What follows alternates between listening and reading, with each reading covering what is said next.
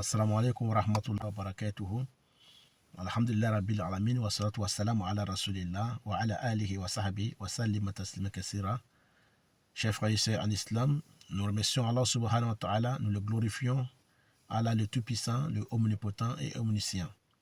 Nous demandons à Allah subhanahu wa ta'ala de nous faciliter la prière, salut, paix sur le prophète Mohammed ainsi que sa famille et tous ceux qui vont le suivre jusqu'au jour de la résurrection. Nous sommes en face de vous sur notre 30e leçon qui correspond aujourd'hui au dernier partie de saison 1 des divers l'interprétation des rêves sur notre chaîne médecine prophétique et coutumière.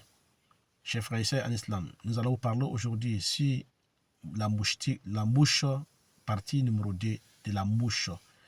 Donc, qu'Allah fasse que soit bonheur pour moi et pour vous. Donc, nous demandons à Allah subhanahu wa ta'ala de nous faciliter la prière, salut, paix sur le prophète ainsi que sa famille et tous ceux qui vont le suivre jusqu'au jour de la résurrection. Chers frères et sœurs en islam, donc la mouche rassemblée dans un lieu nous parle des femmes pervers et des femmes qui ont subi l'injustice. Et ça parle aussi des groupes de femmes qui sont mécontentes. Ça parle aussi des groupes de femmes qui sont égarées dans la société. Donc, quand on voit beaucoup de mouches dans un lieu qui est méconnu, comme un lieu qui n'est pas mosquée, qui n'est pas église, qui n'est pas un lieu connu, donc ça parle des femmes rebelles.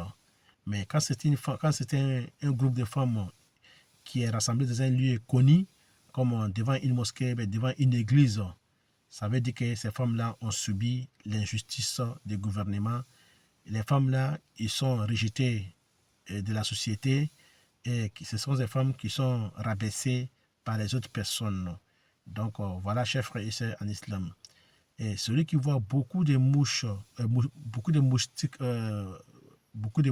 oui, celui qui voit beaucoup de mouches chez lui à la maison, et ça parle des groupes de bandits, groupes de gangsters, groupes de malfaisants. Donc ça peut parler aussi des rassemblements des malfaiteurs dans un lieu pour fêter les victoires des vols, les victoires de l'injustice. Et celui qui voit qu'il a tué beaucoup de mouches, ça parle de la mort de ses ennemis. Ou bien il va attendre la mort de ses ennemis.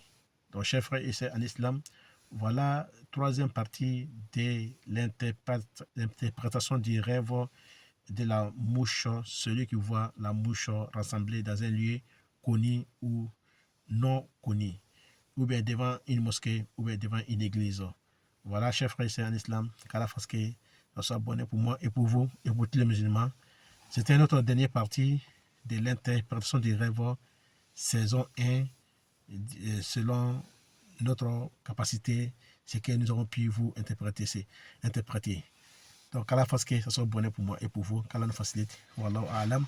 Et très prochainement, pour une autre préparatif de l'interprétation du rêve selon l'islam et les médecines prophétiques et coutumières, nous avons d'autres racines, d'autres feuilles, d'autres liasses des racines et des feuilles et des remèdes coutumiers à vous montrer encore, Inch'Allah, très prochainement.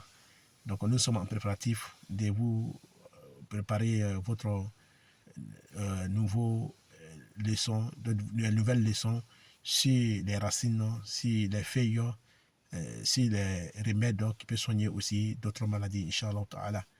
Wallahu a'lam. Assalamu alaikum wa rahmatullahi ta'ala barakatuh. Ramadan Mubarak.